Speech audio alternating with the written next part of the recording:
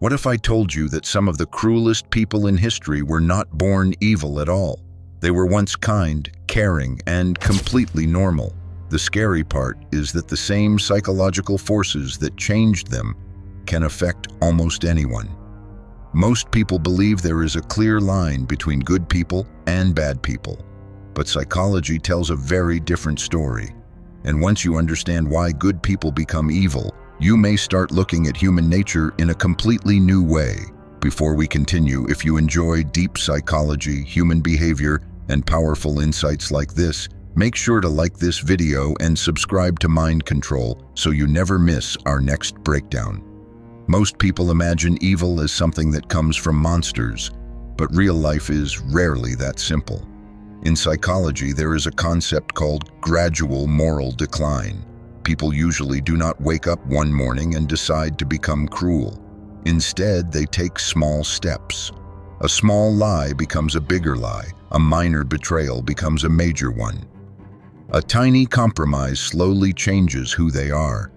Because each step feels small, they do not notice how far they have moved from their original values. One of the most famous examples comes from the Stanford Prison Experiment. Ordinary students were randomly assigned roles as guards and prisoners. The guards were not violent people. They were regular young men. Yet within days, many became controlling, abusive, and cruel. The experiment shocked the world because it showed that situations and environments can push normal people toward dark behavior. The lesson was simple but uncomfortable. Under the right conditions, good people can do terrible things. Another reason good people become evil is pain. Many people who hurt others were deeply hurt themselves at some point. This does not excuse their actions, but it helps explain them.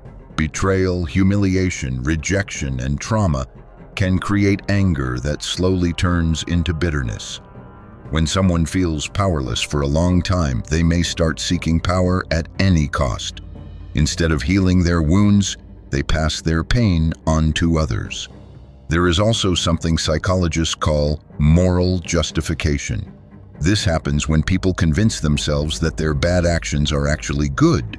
They tell themselves they are protecting their family, defending their group, or fighting for justice. Once people believe they are the heroes of their own story, they can justify almost anything. History is full of examples where individuals committed terrible acts while believing they were doing the right thing. Power is another dangerous factor.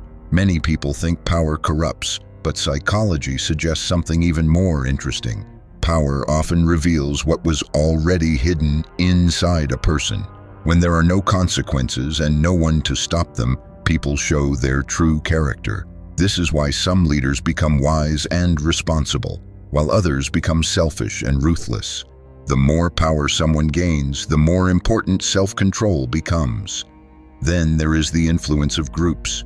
Humans naturally want to belong. We copy the behavior of the people around us, often without realizing it. If a person joins a group where cruelty, manipulation, or hatred is normalized, they may slowly accept those behaviors as normal too. This is one reason why otherwise decent people sometimes participate in actions they would never do alone. Perhaps the most frightening truth is that nobody is completely immune. We all have a darker side. The famous psychologist Carl Jung called it the shadow. The shadow represents the parts of ourselves we do not like to admit exist. Anger, jealousy, greed, revenge, and selfish desires. Ignoring this side does not make it disappear. In fact, denying it can make it stronger. The people most likely to lose control of their darkness are often those who believe they have none. So how do good people avoid becoming evil? The answer is self-awareness. Question your motives. Be careful of anger that lasts too long. Do not blindly follow groups. Do not justify harmful actions just because they serve your goals. And remember that character is not built during easy times. It is revealed during difficult ones.